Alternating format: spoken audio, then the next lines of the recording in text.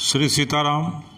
भक्तजनों, अक्षय तृतीया 30 तारीख को यानी कि 30 अप्रैल 2025 दिन बुधवार को है और शास्त्रों में अक्षय तृतीया को स्वयं सिद्ध मुहूर्त माना गया है।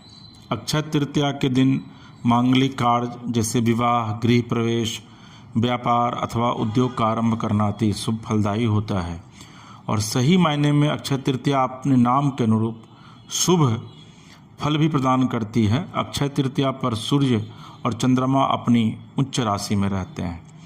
देखिए, मूल रूप से जो अक्षय तृतीया के विषय में कहा जाता है वह यह कहा जाता है कि अक्षय तृतीया के दिन ही भगवान विष्णु के चरणों से जो माँ गंगा है वो प्रभु शिव की जटा में आई थी और उसी दिन प्रभु शिव ने अपनी जटा से के एक बाल से माँ गंगा को धरती पर उतारा था, यानी कि धरती पर माँ गंगा का अवतरण हुआ था।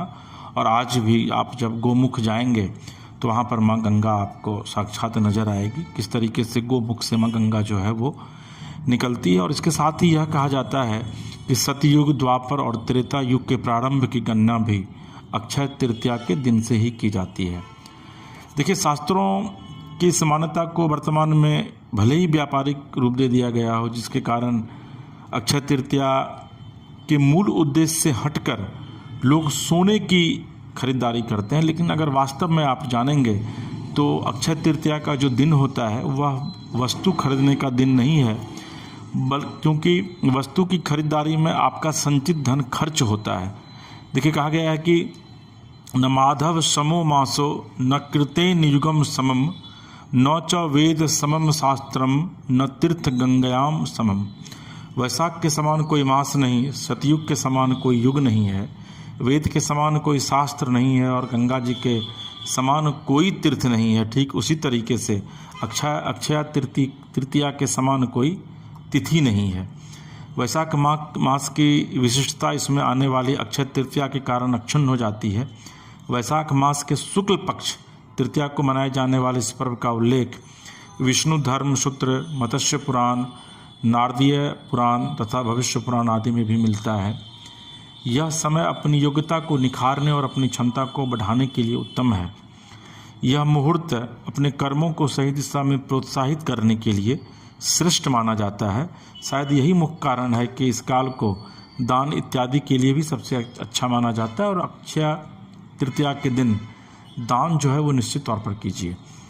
वैशाख मास के शुक्ल पक्ष की तृतीया को अखातीज के रूप में भी मनाया जाता है और भारतीय जनमानस में यह अक्षय तीज के नाम से प्रसिद्ध है। अब अक्षय तृतीया जो है वह उस दिन आपको क्या करना है, तो सबसे पहले सूर्योदय से पूर्व जो प्रातः वेला होती है उसमें आप उठ करके स्नान कीजिए, दान कीजिए, जप कीजिए, स्वाध्याय कीजिए। ये बहुत ही शुभ और फलदायी है और ये कहा जाता है कि इस तिथि में किए गए जो आपके शुभ कर्म हैं, शुभ काम हैं, उसका फल कभी भी क्षय नहीं होता है।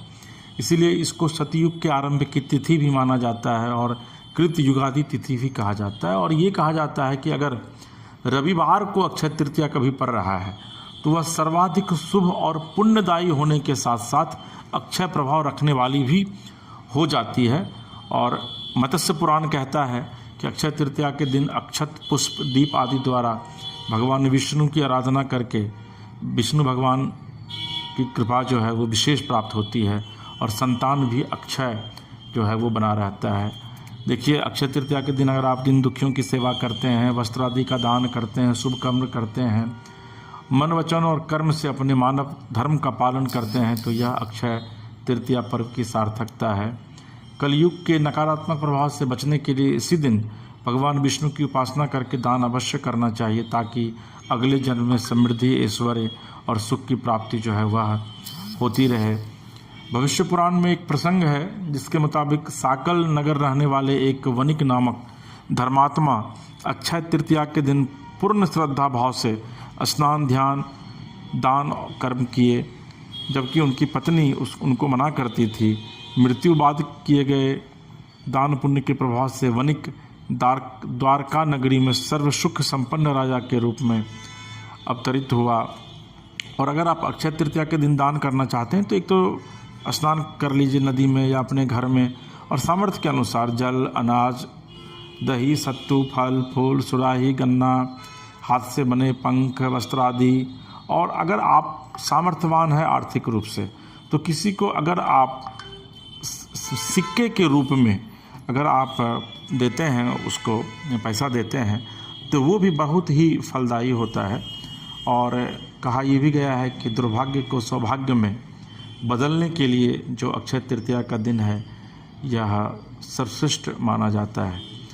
अक्षय तृतीया के विषय में यह भी कहा जाता है कि रेणुका के पुत्र परशुराम और ब्रह्मा के पुत्र अक्षय कुमार का प्राकट्य अक्षय तृतीया के दिन ही हुआ था। इस दिन अगर आप श्वेत पुष्प से भगवान का पूजन करते हैं तो वह बहुत ही कल्याणकारी होता है। देखिए, सोना, चांदी, आभूषण, वस्त्र, वाहन और संपत्ति के क्रय के लिए, यानी संपत्ति की खरीदारी के लिए मान्यता ये कहती है कि अक्षय तृतीया का दिन जो है वो विशेष है। और ये एक ऐसा दिन है जिसको कि आप बिना पंचांग देखे भी इस दिन को आप जितना भी शुभ काम है उसको अगर आप चाहें तो कर सकते हैं। और आप इस दिन जितना दान करेंगे अधिक से अधिक, उससे कई गुना आपके अलौकिक कोष में जो है वह जमा हो जाएगा। और ये कहा जाता है कि मृत्यु के बाद जब अन्य लोक में आप जाते हैं तो, और जब फिर पुनर्जन्म लेकर के धरती पर आते हैं, तो आपका जो पुराने जो जमा हुआ धन है वो धरती पर आपको भौतिक सुख और वैभव की प्राप्ति करवाएगा। और इसी दिन अक्षय तृतीया के दिन ही जो है भगवान बद्रीनाथ के पट खुलते हैं। अक्षय तृतीया के दिन ही वृंदावन में श्री बिहारी जी के चरणों के दर्शन साल में जो एक बार होता है वो अक्षय तृतीया के दिन ही होता है।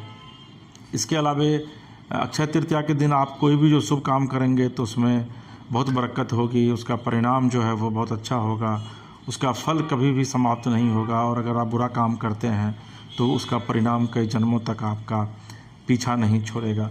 तो अगर आप इस अक्षय तृतीया में, यानी कि 30 अप्रैल बुधवार को 2025 में अगर आप अक्षय तृतीया में नया वाहन लेना चाहते हैं, गृह प्रवेश करना चाहते हैं, आभूषण खरीदना चाहते हैं, या कोई भी जो अच्छा काम करना चाहते हैं, ज़मीन खरीदना चाहते हैं, शेयर मार्केट में इन्वेस्ट करना चाहते हैं, रियल एस्टेट का कोई सौदा करना चाहते हैं, नया बिजनेस शुरू करना चाहते हैं, तो निश्चित तौर पर अक्षय तृतीया का जो दिन है बुधवार का 25 अप्रैल 2025 का वक्त बहुत ही फलदायी है।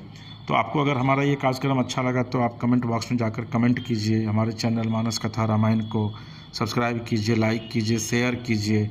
और अगर आप अपने इलाके में रामायण का पाठ कराना चाहते हैं तो आप नीचे दिए गए नंबरों पर संपर्क कर सकते हैं।